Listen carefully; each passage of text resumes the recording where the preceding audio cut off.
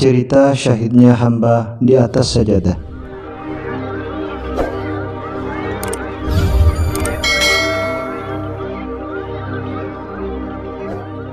Assalamualaikum warahmatullahi wabarakatuh. Bismillahirrahmanirrahim. Mansur bin Ammar, seorang ulama sufi yang tinggal di daerah Marwah, termasuk wilayah Basrah. Suatu ketika, ia melaksanakan haji. Dalam perjalanan itu, ia singgah dan tinggal di Kufah beberapa waktu lamanya. Suatu malam, ia keluar dari penginapannya dan berjalan menyusuri jalanan yang gelap. Tiba-tiba, dari suatu rumah, ia mendengar suara seorang sedang munajat atau berdoa. Ya Rabbi, demi keagungan dan kebesaran-Mu, sungguh aku berbuat maksiat itu bukanlah kemaksudanku untuk menentang-Mu, dan bukan juga karena kebodohanku akan hukum-hukum syariat-Mu, tetapi semua itu terjadi karena kesalahanku, karena kelengahanku, karena aku terlalu mengandalkan kemurahan-Mu akan menolong keadaanku. Ya Rabbi, betapa bodohnya aku telah berbuat maksiat ini. Tetapi terimalah hujjahku atau pengakuanku dan alasanku, karena jika tidak, kesedihan yang panjang akan selalu menyiksaku. Ibnu Ammar menunggu beberapa saat lamanya, tetapi tidak terdengar lagi lanjutan munajat itu. Seketika itu, ia membaca cukup keras sekiranya bisa didengar oleh orang yang munajat tersebut salah satu ayat Al-Quran. A'udzu billahi minasyaitonir rajim. Bismillahirrahmanirrahim. Ya ayyuhalladzina amanu qu anfusakum wa ahlikum nara waquduhan nas wal hijarah 'alaiha malaikatun ghiladun shidadun la ya'sunallaha ma amarahum wa yaf'aluna ma yu'marun. Shadaqallahul azim.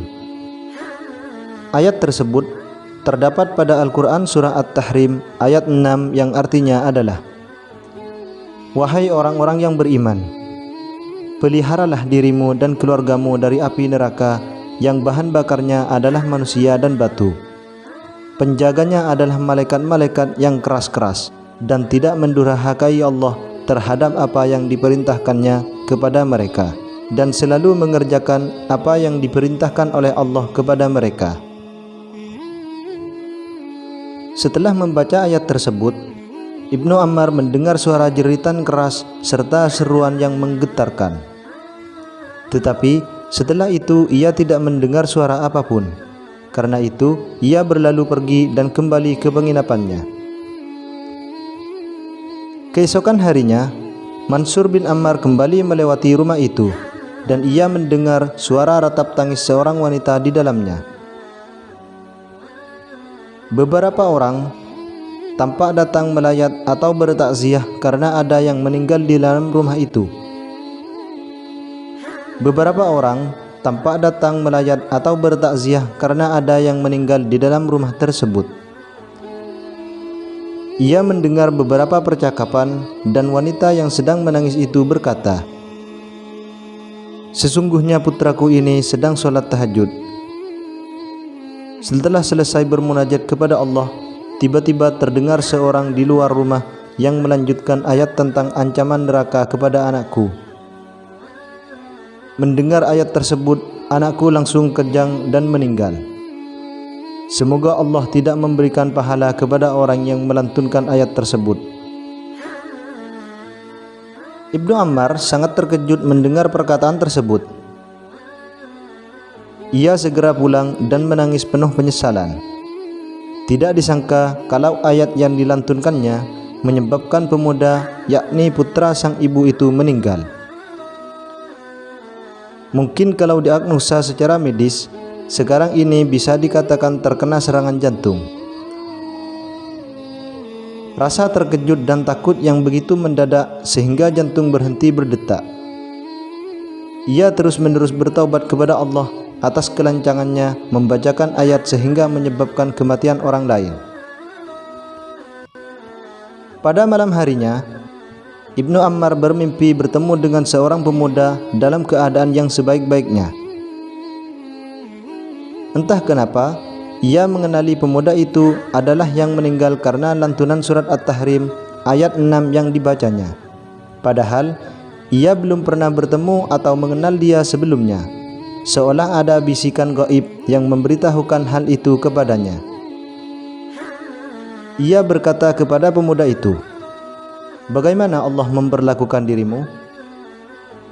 Pemuda itu pun berkata, "Allah menganggapku sebagai syuhada atau mati syahid, sebagaimana para syuhada di perang Badar." Ibnu Ammar menatap pemuda itu penuh dengan ketakjuban sekaligus keheranan, dan ia berkata, "Bagaimana bisa begitu?" Pemuda itu pun berkata, "Para syuhada perang Badar itu ditebas oleh pedang-pedang orang kafir hingga tewas, sedangkan aku tewas ditebas oleh pedang Allah yang Maha Pengampun." Segera setelah itu, Mansur bin Ammar terbangun. Ia tidak lagi bersedih, justru bahagia karena telah menjadi jalan bagi pemuda itu memperoleh derajat syahid di sisi Allah. Wallahu a'lam bishawab. Wassalamualaikum warahmatullahi wabarakatuh.